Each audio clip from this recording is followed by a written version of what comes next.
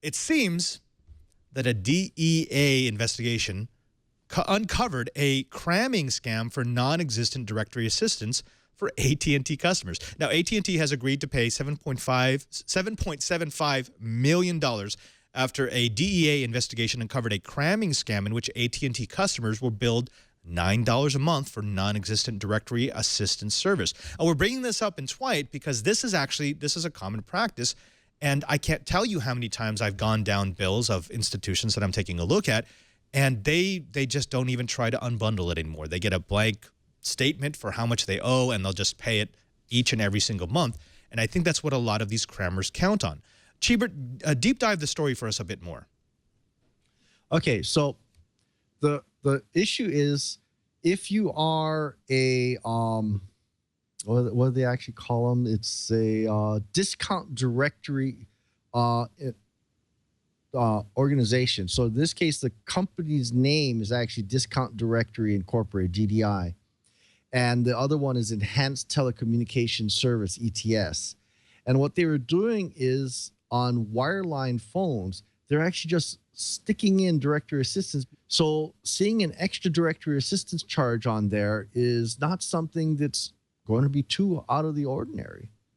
So they're taking advantage of this. Now, the weird thing about it is this was discovered because of a DEA investigation in this case, two Cleveland area companies for drug-related crimes and money laundering.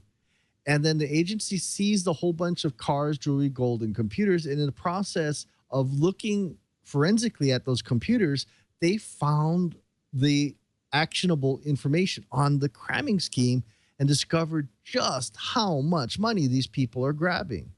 And AT&T just kind of rolled over and said, well, okay, fine. And it's easy to blame AT&T because you can look at this and you can say, well, look, AT&T actually has an incentive not to shut these things down because they do take a percentage of the profit. So it's kind of a win-win for them, especially if you don't notice. But Curtis, I want to throw this over to you because this actually is an enterprise issue. I can't tell you how many times I've seen telecommunications bill, which will be bundled in with the phone trunk, bundled in with the data connection.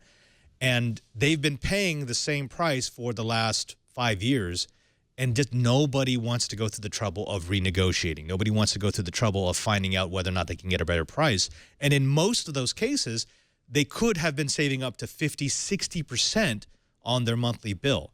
How common is that in enterprise? Well, I think it's very common, especially in a lot of enterprises where you have the data networking group and the voice group that are two entirely separate organizations. Now, that has gotten better over the last decade or so, but there are still traditions, there are still relationships, there are still cultures that are unique to each of those. And because they're different and because there are so many services now that sort of fall in between, there are just option after option for, well, let's call it unscrupulous business folks to come in, attach some revenue for themselves and have it not be noticed, especially when you're looking at a lot of these organizations like this one that put a $9 charge on a line. When your monthly telecom bill is 7 figures, you can have a bunch of $9 a month charges, and it's really almost not worth the organization's time to find out. So this is one of those things where people are exploiting the area in the cracks and doing it with AT&T's assistance. I hear in the Bay Area, I work with one of our universities. I won't name which one it is, but when I was an intern at this university back in, I set up a fractional T1 as a backup to the campus's main line. And just 3 months ago, I went back and it was still there. They still had it on the bill, even though it wasn't connected to anything. It was sitting in the back of the DMARC.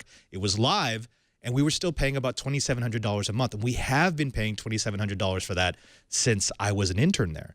Cheebert, you work at a similar institution that has a lot of bills, a lot of different departments. How easy would it be to lose track of a charge like that?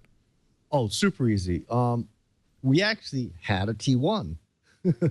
And I asked for it to be removed.